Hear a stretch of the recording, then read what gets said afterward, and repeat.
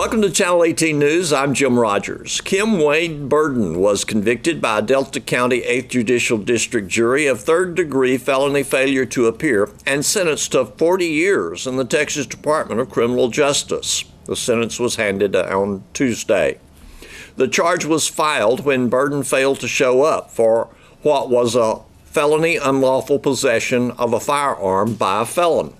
He had another pending charge of felony assault with a deadly weapon that occurred in October of 2017 in Delta County, while he had a warrant out for his arrest in the failure to appear.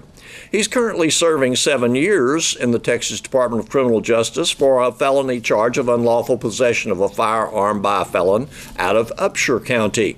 He had already been to prison twice on a burglary of habitation conviction and a robbery conviction. The jury found him guilty, and after a plea agreement regarding punishment, the judge sentenced him to 40 years in the Texas Department of Criminal Justice. Tuesday afternoon, Landon Thornton filed for place 6 on the Sulphur Springs City Council. Thornton will face Doug Moore in the May 4th municipal election. Both men will seek a 1-year term to fill the unexpired term of Dan Fronneberger, who resigned from the council in April last year. Moore was appointed in May to fill the place until the next election. Thornton is a senior at Sulphur Springs High School and a member of the cross-country team. Thornton said, quote, "As a young member of the community, I see a growing need for my generation to start taking a vested interest in our flourishing community that the current and previous generations have provided us. It will soon be our job as young men and women to continue the growth and development that Sulphur Springs has enjoyed," unquote. Thornton says that he is a proud brother, runner, and citizen born and raised in Sulphur Springs. In his first campaign statement, he noted that he seeks to serve the city of Sulphur Springs on the city council. He offers his strong values, creativity, and leadership, which he believes will help further continued growth and development in the community. He says, "As a community with strong values comes the need for strong leadership." He seeks the support of those in the community, their vote in the campaign.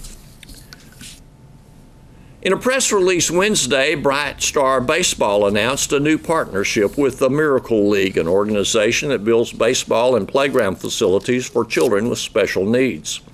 With this new partnership, Bright Star Baseball will continue its Celebration Field campaign to raise funds to provide transformative experiences for youth and adults of all abilities through inclusive baseball.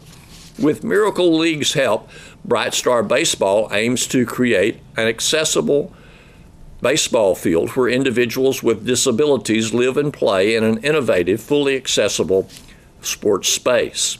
Bright Star Baseball, a nonprofit organization located in Sulphur Springs, has served children with special needs and their families in Hopkins and surrounding counties of East Texas since 2014.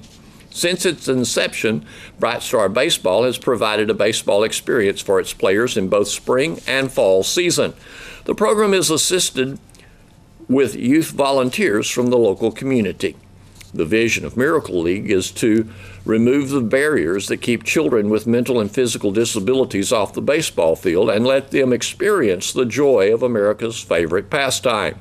Miracle League teams play on a custom-designed, rubberized turf field that accommodates wheelchairs and other assistive devices while helping to prevent injuries. There are currently 305 Miracle League organizations around the globe, including Puerto Rico and Canada, serving 200,000 plus children and adults. Frisco and Longview have the only other Miracle League fields in North and East Texas. Bright Star Baseball sees the greatest benefit as the ability to expand the number of eligible players by increasing the age limit. Previously, Bright Star players have been told at age 18 they can no longer play. Now, the age limit will not be there. Bright Star has raised $120,000 of its $500,000 goal toward the construction of Celebration Field and plan to kick off a new fundraiser in April of 2019. Here's Don Julian with sports. First, a news story. In UIL academic competition, the Wildcats cross-examination debate teams had district competition on Tuesday. Last Friday and Saturday, the entire Wildcats UIL academic team took first place at a Mount Pleasant meet. We get more details from Wildcats UIL academic coordinator Gerald Grafton. This weekend, the UIL went to Mount Pleasant to an invitational meet, and we had a great result. We won overall. We had several competitors that placed in that, and I'll give some of those names in just a minute. Just want to introduce a few of the students that are on the team today. This is Braden Fisher. He's one of our computer scientists. He also does some math events for us, as well as other things. All right. This is Felipe Alba. He does accounting, and he is also one of our CX debaters. He competed just yesterday in our district CX debate meet. Mm-hmm. And this is Carissa Carter. Carissa was, you did literary criticism, and she's also a calculator student. All of these are great competitors. Carissa finished, what did you finish last year at state? I got second at state in Lit Crit. Second at state. So she has placed at state a couple of times in Lit Crit, and we're hoping these other guys can advance as well this year in those levels. But they're great students. I just wanted to take an opportunity to meet some of them. These are just a few of many students that we have competing in our program, and we're really proud of them. Oh, I bet you are. Yes. Okay. Y'all can think it. I have, yesterday we did the district UIL CX debate meet, and we had three teams that were competing. We had Felipe Alba and Dakota Souls, who you just met. We had juniors James Draper and Matthew Robinson, and we had sophomores Miriam Tron and Kimberly Wheatcraft. And CX debate is coached by Josh Williams. The teams really competed well, but it was extremely stiff competition. Lindale has been a state winner, for many years, and we had to face off against some of their best teams. So we didn't advance, but we had some great debates. Got some really good, nice comments for each of our students. So we're real proud of what they did at district. For the Mount Pleasant event that we won this last weekend, we had many events. So I'm just going to go start at the top here. In Ready Riding, coached by Gil Herman, we had Anne-Marie Gunn took first place. Bracken Sant was second place. Brianna Wooten was third place, so we swept the first three places there. In computer science, Matt Wilder's coach, we had Dakota Souls finish first. Kevin Roscoe was second. Blake Talmadge was third place. Andrew Westland was fourth place. Alex Post was fifth place. And their team, of course, after they swept the first five places, their team also placed first. Yeah. CX debate, Felipe Alba competed at that event as well and earned, he went Maverick, which means he competed by himself because the others were competing in other events, and he won fifth place by himself in that event. LD debate, Rhett Reed finished third place. In both of our debate events are coached by Josh Williams, who's our assistant superintendent, so we're really happy to have him as a coach this year. Yeah. Current events, coached by Maddie Millsap. First place was Brandon Hodges. Fourth place was Dakota Souls. Sixth place was James Draper, and they won second place as a team. They were just edged out by 1 point by Mount Pleasant. Prose interpretation, it's coached by Lachey Woodard. Rachel Bramlett won first, and Hannah Schultz placed fifth. That was a great result for them. Accounting is coached by Paula Haas. She had a second and a third place winners. Caleb Yanez was second place. Daniel Soto was third place. Mm-hmm. In number sense, which I coach, Andrew Westland was first place overall and first place in his grade. And in math and science, usually the events are divided by grade level as well as overall. Mm-hmm. So Andrew got first place in 11th and first place overall. Bracken Sant was fourth place overall, and he finished third in his grade level. Crystal Flores finished third in her grade level, which is 10th grade. And as a team, Westland, Sant, and Flores got second place teams, so they earned points for us as second place team. Calculator applications, also I coached that. Carissa Carter was sixth place overall, and she was fourth place in her grade level. Kennedy Lee was third place in 11th grade. Isaac Gutierrez was fourth place in 11th grade, and they finished third place as a team. Mathematics, Andrew Westland finished fifth in his grade level. Bracken Sant finished sixth also in 11th grade. Crystal Flores finished third place in 10th grade, and the team was third place team. In science, coached by Stephen Alamang, Andrew Westland was third place in 11th grade. Jasmine Vargas was sixth place in 10th grade. Delane Flees was sixth place in 9th grade. And the team of Westland, Nick Porter, and Kelly Bates also added to those scores. They were third place team. Spelling and vocabulary, coached by Gail Harmon, was first place team. Their competitors were Dawson Carpenter, second place, Miriam Tron, third place, Giselle Garcia, fourth place. Literary criticism also won first place as a team, and their team members were Carissa Carter, who finished first place overall. Andrew Westland finished second place. Lainey Whittle finished third place. Mariana Botello finished fifth place. In social studies, Madison Millsap is the coach. Brandon Hodges finished second place. The journalism team won the overall journalism team, and the following students placed individually. Copy editing, Angela Brown was third place. Mariana Botello was sixth place. News writing, Mariana Botello finished first place. Angela Brown was third place. Weston Vasquez was fifth place. Editorial writing, Angela Brown was first place. Weston Vasquez was second place. Christianas was fourth place. Feature writing, Angela Botello was first place. Mariana Botello was fifth place. Weston Vasquez was sixth place. And in headline writing, Angela Brown was second place. Weston Vasquez was fifth place. And again, the entire team finished first place overall, and Brandon Nelson is the head coach of the journalism events. So we're really proud of the way the kids competed this last week. We're also proud of our CX debaters as they end their season. But we're looking forward to our next big meets, which we have one act play coming up in early March. The district, we have a couple of more practice meets between now and then. And then our district meet will be in late March, very end of March. So. In sports, Wildcats point guard Jeremiah Rowland hit a big three-point shot to put the Wildcats basketball team ahead at Greenville with just seconds left. Rowland then deflected a pass so that the Lions could not even put up a final shot. The number 4 ranked Wildcats won 53-51. They're now 6-0 in district play and 20-8 for the season. Wildcats coach Clark Cipolletta has more on the game. Fantastic finish is a good word. We didn't play really well, to be honest with you. We really struggled shooting the ball, and really we just didn't execute well. About the perfect recipe for a loss is how we played, and we got a lot to learn from that game. With having Sadadrian Hall back, I think we just tried to do too much at times, and our spacing was bad. Defensively, we were pretty good at times, but Greenville hit some shots, and credit to Greenville, they did a really good job. They killed us on the boards. They did some stuff that really made it hard for us to score.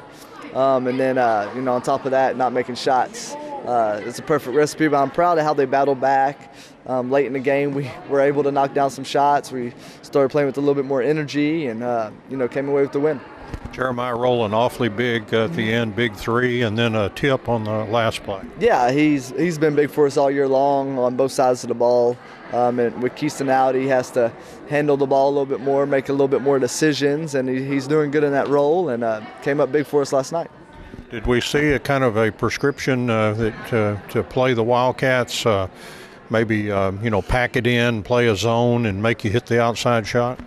Traditionally, I would love it if you would pack it in, because traditionally we could really shoot the ball, but sometimes you don't.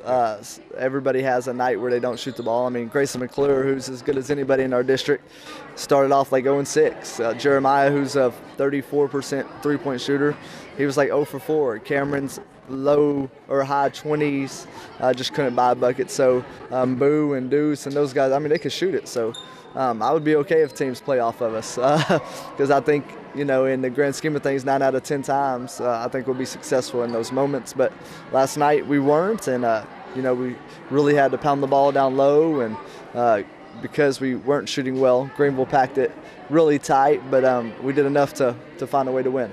Yeah, Cork and Day-Day managed to get some buckets, and, we really depend on those guys, and it's good to have Day-Day back. Yeah, it is. It just adds more depth at the big position, and defensively makes us a little bit better, and rebounding it makes us better. So just good to have him back, and just keep trying to get better.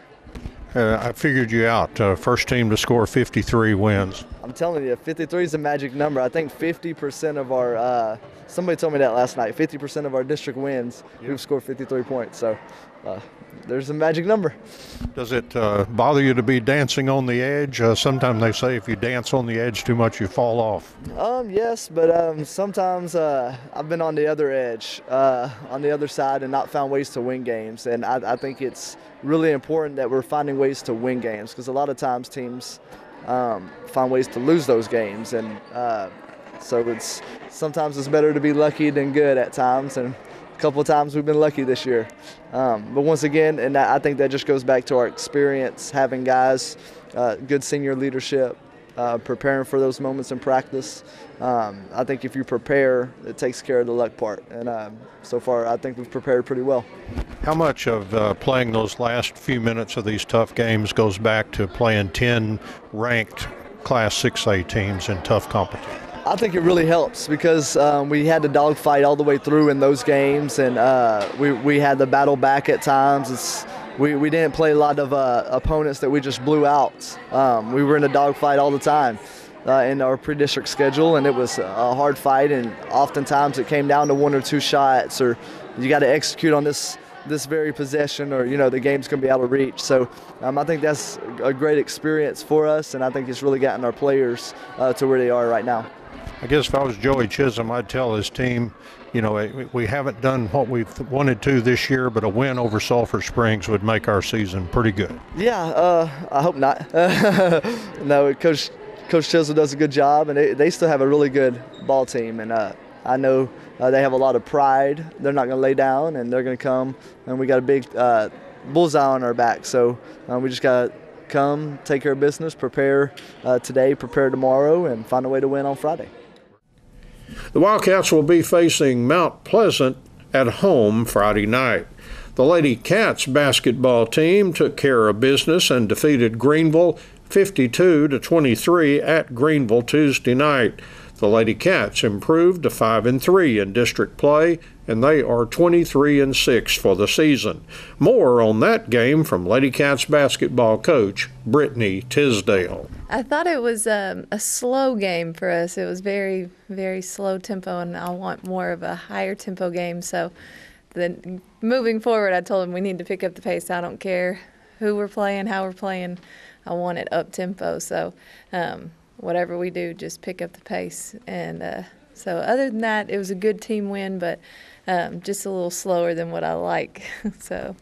Yeah, your first teamers did a good job of getting out to a good lead, and somewhere along halfway through the third quarter or something, their night was done and had a lot of chance to see the youngsters. Yeah, they don't necessarily like that, but they just have to deal with it because they're like, "We're gonna go back in. We're gonna go back in." I'm like, "No, you did your job for the night." So they don't always like it, but it's good for me to get the younger group together and let them play and see what they can do. So they probably remember, that we won handily over Greenville, and it's kind of hard, we come into their gym and with the right intensity. I guess was their intensity where you wanted it to be? Or? Oh no, we were definitely not as intense as I wanted. I could tell kind of before the game they were kind of, slow moving, slow getting dressed. So I was already kind of like, oh, Lord, here we go. But they came out, got the job done, but just not as intense is a good word, but as quickly as I wanted to get it done.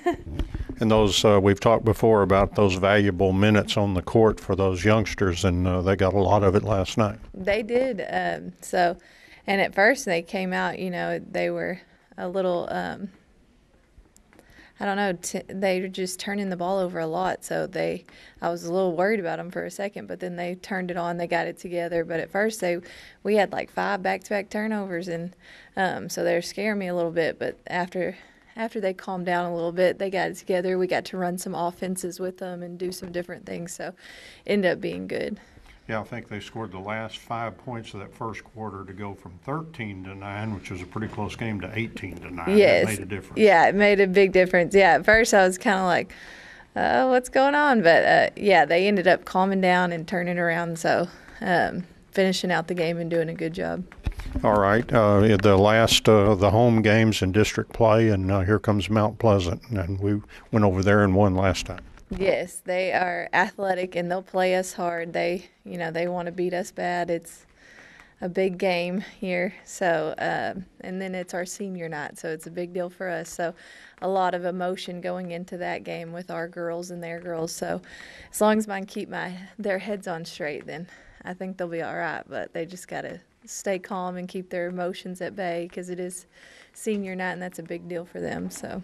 Is it a special group of seniors, your first group here at the high school? It is. They're very close with each other, and so, they've grown up together, and so for them it's a big deal, and they realize it's their last time playing together, and they know, and so for them it's going to be.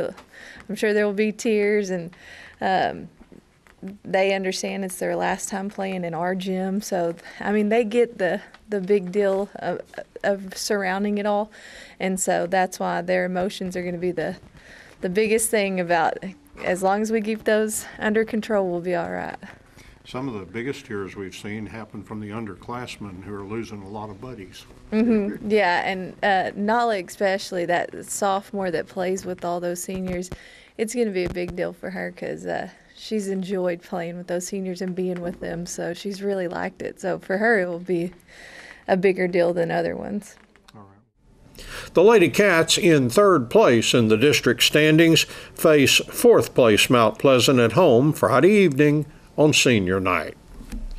Both the Saltillo Lady Lions and Saltillo Lions got district wins against Bloomburg Tuesday evening. The Lady Lions bested Bloomburg 66-15 to go 9-0 in district play. The Lady Lions steadily built a lead throughout the game. Anna Reeder led Saltillo with 20 points. Maddie Smith had 14 points. Jocelyn Ochoa scored 11 points. Brittany Peoples had 7 points. Chandler Bain and Lorena Castro scored 6 points each, and Christy Marquez had 2 points. The Lady Lions are now 25-8 for the season. The Saltillo Lions defeated Bloomburg 66-44. The Lions outscored Bloomburg during each of the first 3 quarters and built a 60-29 lead. They were outscored 15-6 in the fourth quarter, but that wasn't nearly enough for Bloomburg. Matthew Gurley and Chris Bocour scored 18 points each. Andrew Redburn and Ben Moore had 8 points apiece. Eddie Oleo had 6 points. Dylan Beadle scored 4 points, and Jesus Hernandez and Levi Hoover had 2 points apiece. The Lions are 6-1 in district play and 21-8 for the season. And the Lions and the Lady Lions play Sulphur Bluff next Tuesday, February 5th. Thanks for watching Channel 18 News. Have a great evening.